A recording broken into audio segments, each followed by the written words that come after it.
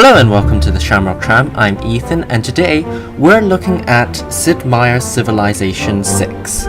So I am recording this on the day of release, the 21st of October. It is currently 12:40 a.m. here in Hong Kong. But yeah, let's dive right into this. Let's go for single player and create a new game. Well, I'm not new to Civ. I've played Civ 5, but I'm new to Civ 6. I'm not too familiar with it. I've watched a couple of videos, read a couple of articles, that's all. So I think we'll keep the game difficulty on Prince, which is, you know, basically the medium difficulty.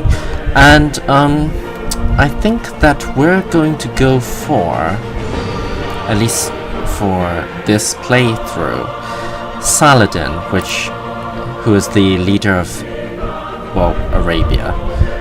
So you get the Last Prophet, which is the sort of Civ-specific perk where you can definitely get a religion. You get cheaper faith buildings, and they also give you science, faith, and culture. We get the Mamluk, which I think historically is originally slave soldiers, I think, but they became sort of nobility.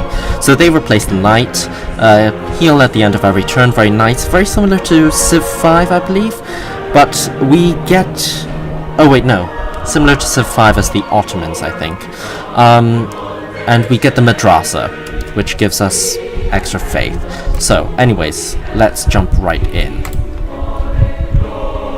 From the first stirrings of life beneath water, to the great beasts of the Stone Age, to man taking his first upright steps, you have come far.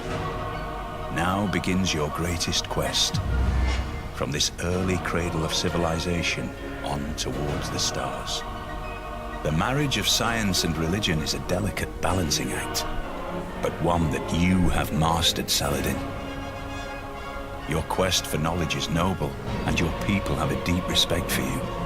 But you need not rush into the unknown. Given time, the answers to life's most puzzling questions will find their way back to Arabia. Right, so let's begin game. This is not a bad start.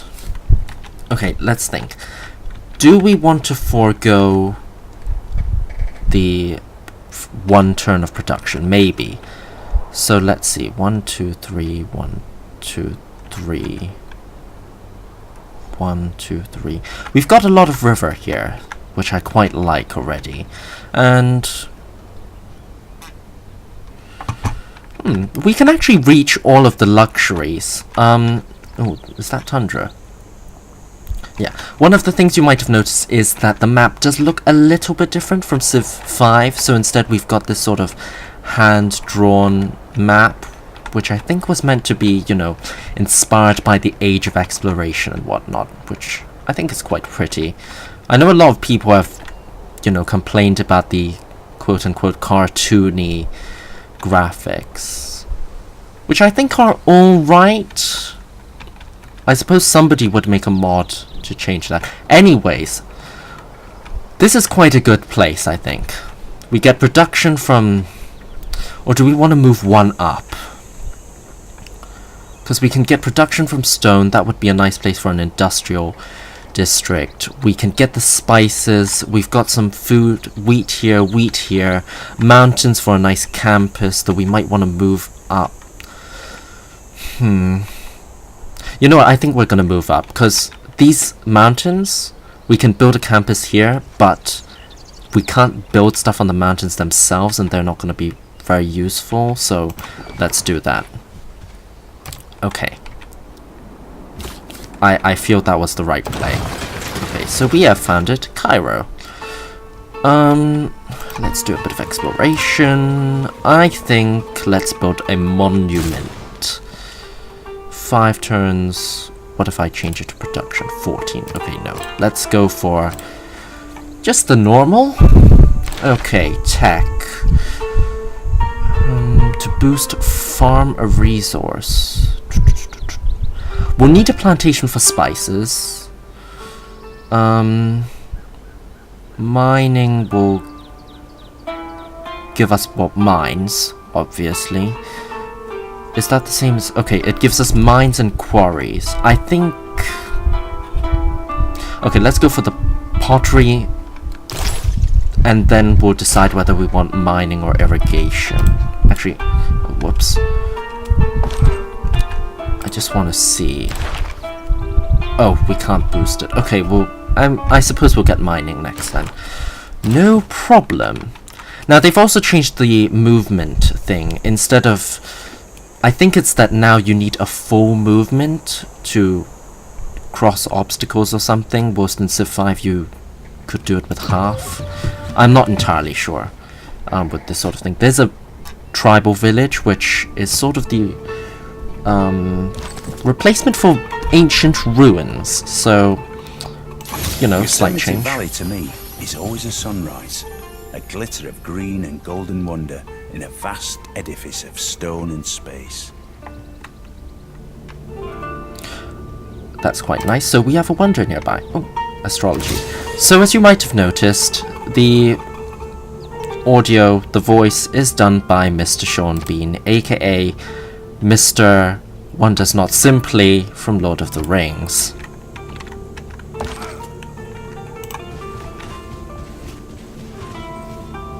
I always forget, is he Boromir or Faramir? I should really know. Anyways. Oh, this is quite nice. Okay, we've got bronze working. Cool. I think we might want to settle a city there, near Yosemite. What's going on? Oh, but there's this tundra. Oh, okay. Another tribal village. Wow. This is going quite well. I know there's a lot of tundra. Oh, we've got the spices. But there's also a fair few luxury resources. And why does it keep centering on the city?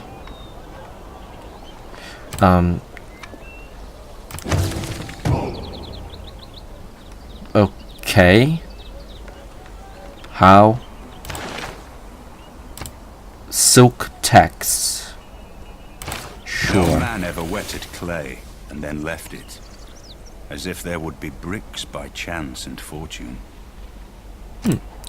Okay, oh, there's our first barbarians. As I was saying, there's a fair bit of, there's, you know, 2 tobacco, another spices of wine. If we place a city here, that's 1, 2, 3, 1, 1, 2, 1, 2, 3. I think if we place one here, that'll be quite nice as well. So we'll have to remember this. And there's the deer. We might actually want a coastal city by Yosemite, unless this is a lake. I said we were going to go for mining, so that's what we're going to do. After we build this monument, we'll build a builder. We can hook up the spices, the wheat. I think we'll hook up the rice instead of the cattle. Because farms will give us 0.5 extra housing. Oh yes, I should probably explain, instead of worldwide happiness, as we did have in Civ 5, instead we have city localized amenities and housing. So if you don't have enough housing, then your city grows slower. If you don't have enough amenities, I think you get lower production. But don't necessarily quote me on that. But that's quite a big change. I think it's quite good because, you know, back in the day you'd be worried about taking another city because, oh, the worldwide happiness will go down. Now it's more realistic in a sense. New policies in our government can be of great benefit. Our people await your decree. It is not wisdom, but authority that makes a law. Right. Choose civic. Is this the... yeah. Military tradition. Craftsmanship. Discover a second continent. Ilcum will give us plus 30% production. Though we would need to improve 3 first. Okay, this will lead to... Let's go for foreign trade first, because I think we're less likely to boost that. Whilst we can quite easily boost craftsmanship in 21 turns, I think. This is another big change. We used to have the... What was it called? The civics... No, it wasn't called the civics tree. And it wasn't ideology. You know the thing where you had tradition and liberty and that sort of stuff? Instead, it's now like the tech tree. And as you can see, with the tech tree and the civics tree, we can boost stuff by doing certain things. So they're like mini quests in a way, which is quite nice. Oh, copper. Oh, I didn't choose a civic. So I said we were going to go for foreign trade. Fill up. Oh, okay. Double experience for recon units. We've seen barbarians nearby, and there was that barbarian scout. I think we'll go for urban planning and discipline, because gold, faith... Actually, no, I don't think we really need the faith so much, because we're going to get the, last profit anyways, so that's not a big problem. Gold, we're not really short on gold. I think production's much more useful, because we can build stuff quicker. Okay. Hello, France. Would you like to visit our nearby city? I mean, I don't think we should make any enemies yet. Okay, she's south. So that's fine, because we're planning to settle... I think it was here? 2, 3, yeah. Okay.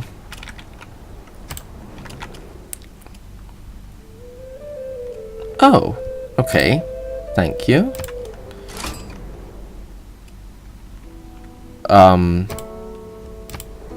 We're meeting a lot of people someday. More credit than the wife of a coal miner.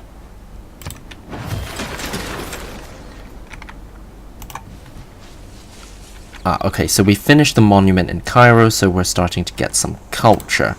Now, oh, we've got new tech. Okay, that's boosted. So's that. Do we want to go really, really faith-based or more science? With more science, we'll be able to research more faith stuff, so... let's go writing, then. Oh, we can't hook up the spices without irrigation. And, oh, damn, we need husbandry. Bugger. Okay, let's build a builder. What? We can already get a pantheon. The hell? Okay. What have we got a lot of around us? Plains. Isn't Laurentia that their continent from the time of the dinosaurs? The one that split from Pangaea, I think. I think it's Laurentia and Gondwana land. God. My knowledge of prehistoric stuff is getting weaker. Ask Michael! He's into dinosaurs and stuff. Anyways. Religious settlements border expansion rate is 15% higher. That's quite nice. God of the Forge. Okay, not desert folklore. +1 amenity to cities if they have a holy site district adjacent to a river. Well, that area which we want to build next. Oh no, it does have a river. Okay, that could be interesting then. Divine Spark. I don't think that. We're not near the sea. +1 food from camps. +1 faith from mines. Goddess of festivals. Maybe. Fertility, harvest, war. No, I don't think war. stone circles, we've got 2 quarries there, but I'm thinking either River Goddess, because amenities seem to be quite important in the new game, or Border Expansion, which seems a bit boring, I know, compared to... I'm not an amazing Civ player, I'm very normal, so there are gonna be some misplays. We really don't have rainforest. This will just become obsolete. That's just a no. No. Let's go for religious settlements, cause yeah. Bite the bullet, I think is the term. My concern is that we've... yes, your delegation is most welcome. I thought Gilgamesh was like a mythological leader, not... Maybe I'm wrong. What was I saying?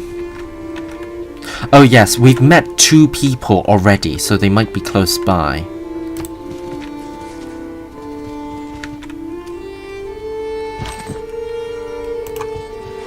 Oh wow. 1, 2, 3... Ah, damn it! That stone is just out. Okay, maybe if we build a city... Already planning for all of these new cities. Oh, we can have a coastal city here, and that'll be 1, 2, 1, 2, 3. 1, 2, 1, 2, 1, 2, 3. Or we could build it here. If we build it here, it'll be more sheltered, and I think that's better. So, I know it's tundra, which is a bit shit. Actually, there's no hills here. Oh, there's one there.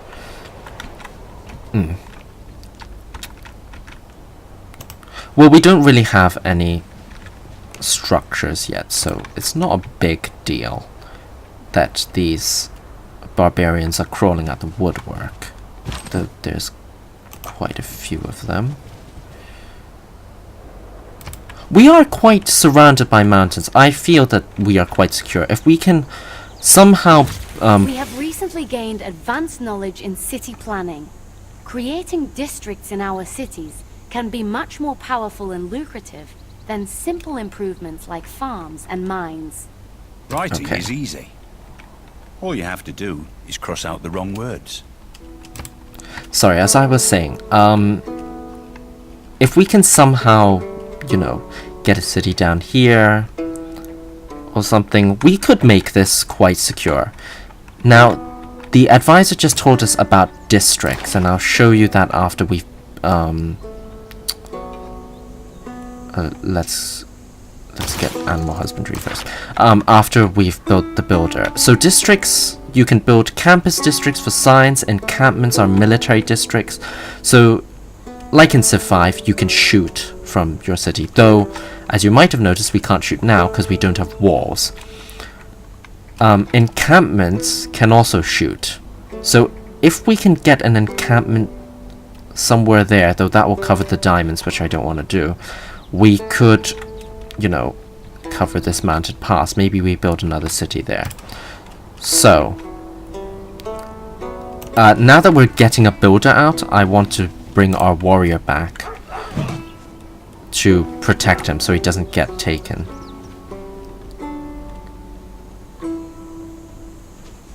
Oh god, we're actually gonna miss the... Okay. Let's go here. Now, builders are different now from in Civ 5. Builders are basically like workers, but instead, as you can see, we build it immediately, rather than, you know, waiting however many turns. Now, we need to expand out to... Oh, whoops, wrong button. To get the campus out. And actually, we can do that now, so... Or do we want... Okay, if we build... See, now you have to do a lot more planning with these cities. So my thinking was we can put a campus here because it will get bonus from the mountain. So actually now I'm thinking it would be better here because it would get 1, 2, 3. Holy sites also get, it's called adjacency bonus to mountains. So, actually there's a luxury there. So I think if we put the campus on the hills here and the holy site there, that'll be quite nice. So let's buy this tile, choose production, campus. See, look, it's plus 3 signs, plus 3 extra signs from these mountains. And actually, is that a hill? Yeah, it is, but we're not getting extra production. We can build a mine there anyways. So, yeah, let's plop the campus district down.